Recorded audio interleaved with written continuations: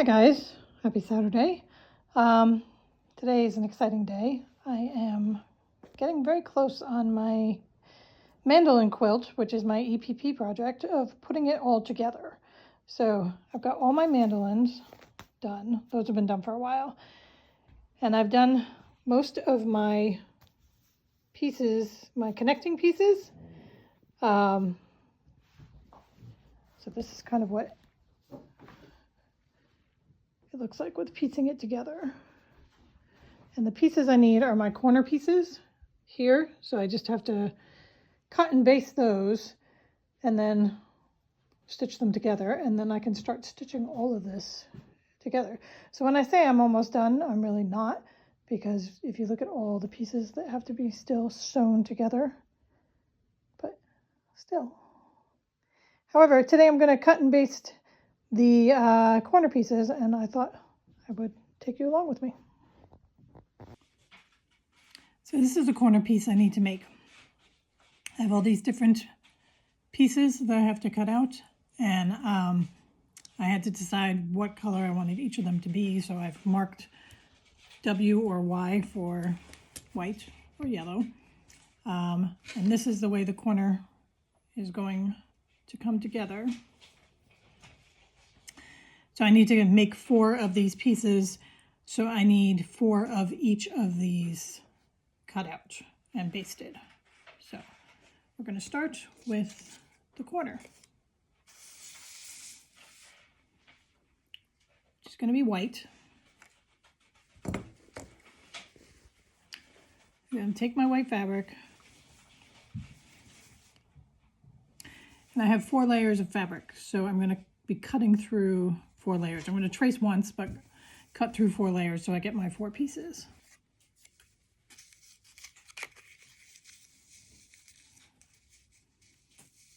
And when I trace it, I need to leave myself a seam allowance for it to, when I'm basting, fold up over the fabric, over the paper. So I have my Frixion pen, which upon heat disappears.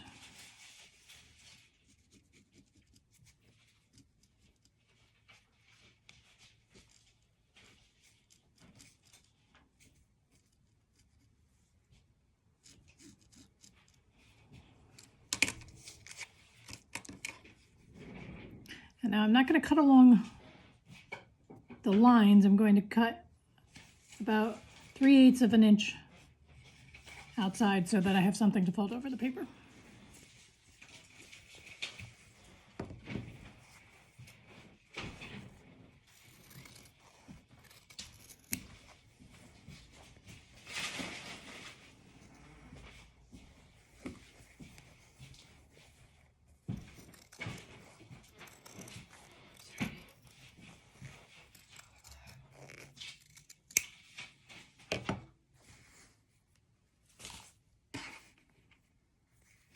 My 4 pieces.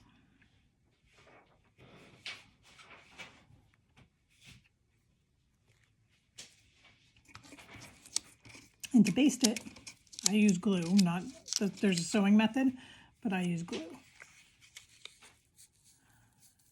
Put it there. Some people will do is they'll put a little bit of glue on the back of the paper, where you want. And then that just kind of keeps it in place as you're basting. So then it's just run your glue on each side.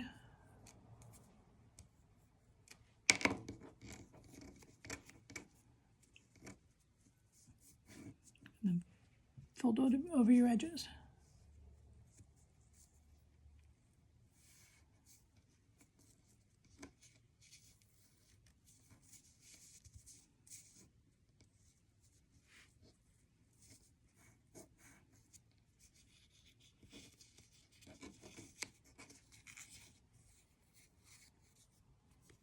There you go. That's one basted.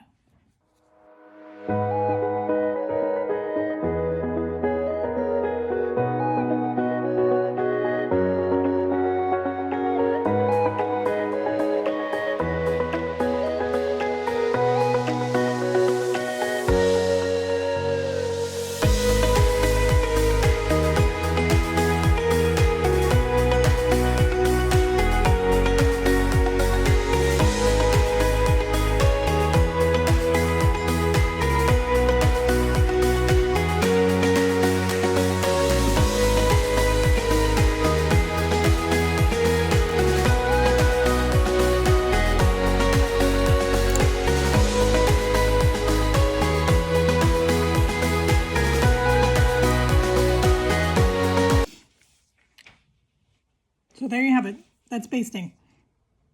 Simple. Takes a little bit of time because there's so many pieces, which is why I kind of do it in stages. I don't baste everything all at once. But now I'm going to go ahead and cut out the rest of all these pieces and baste them, and I'll show you one. All basted. They are in an actual order. He did all the work.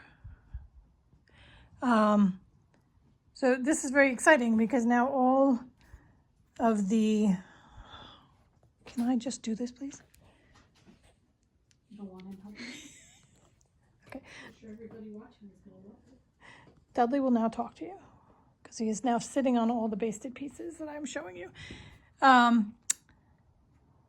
However, all the pieces for this quilt top are now basted. So I just have to sew the corner pieces together, and then I get to start sewing all the big pieces to each other, which is really very exciting, and I cannot wait for that point. So I'm going to start stitching these together now. So this brat cat has now removed himself from the pieces I need to sew together, and he is now lounging on my mandolins. Say hello to your public, Dudley.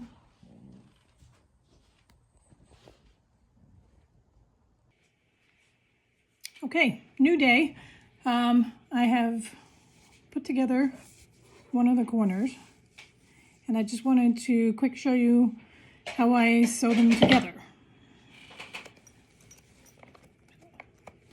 I have another set of corner pieces here. This is the second corner. Okay, so the first thing you do is remove the cat hair from your piece of fabric. Then you line up your corners.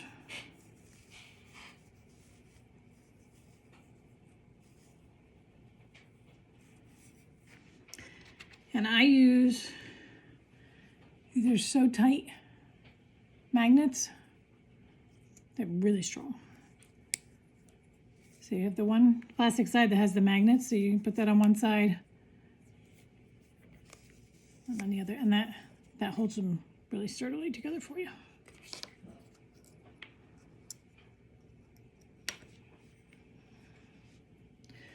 And then you thread your needle. I use the Aurifil 100% cotton thread.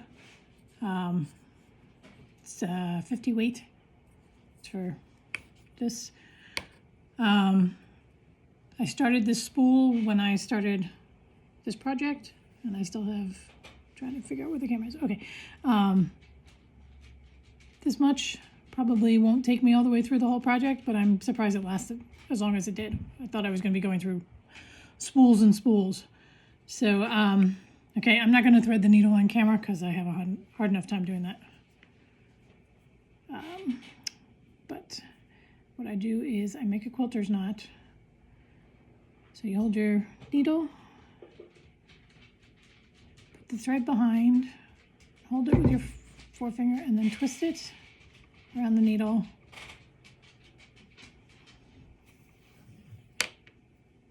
And that makes a good quilter's knot. And then we sew.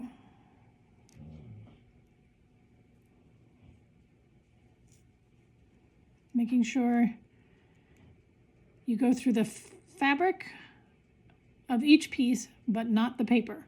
There's enough that's just fabric before you hit paper, and you don't want to go through the paper. If you do, it's not the end of the world. It just makes it a little bit harder to get the paper out when you're done. So now I've got the quilter's knot, but because I'm paranoid about my threads coming undone, I also do another quick knot at the start and also at the end. And then just sew along. And it's a matter of feel as far as making sure you're going through the fabric and not the paper. And sometimes it just goes right in very smoothly. And then there are other times where you have to really kind of move your needle along. Oh, look who's here. He has been absent in my life until this moment. So now when I first started paper piecing, I wanted...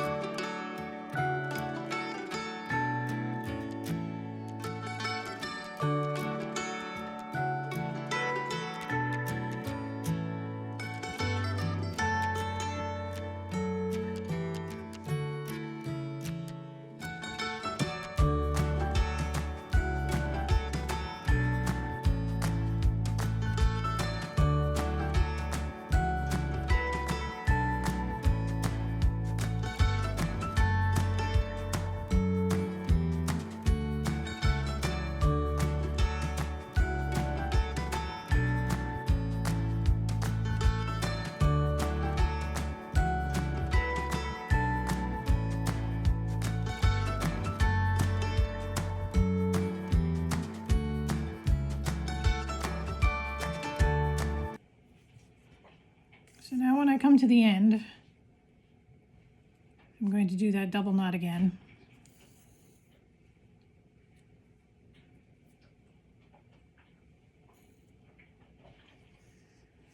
And then you add your next piece.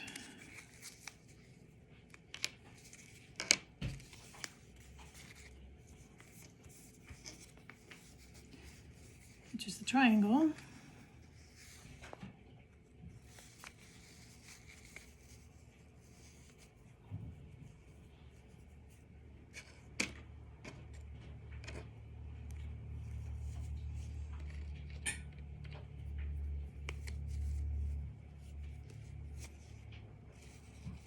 And then since I ended my square right there, I can just keep going. I don't have to cut the thread or anything. And now I will just go along and just keep adding pieces. And when I was first learning how to English paper piece, I wanted somebody, mainly Tula, because that's who I was learning from, to tell me exactly how much distance I need between each stitch, because I'm a very literal human and I need to know.